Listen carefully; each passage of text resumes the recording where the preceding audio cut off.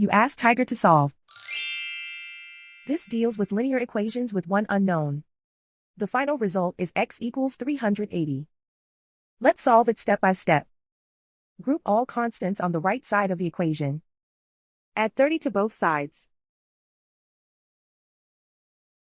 Simplify the arithmetic.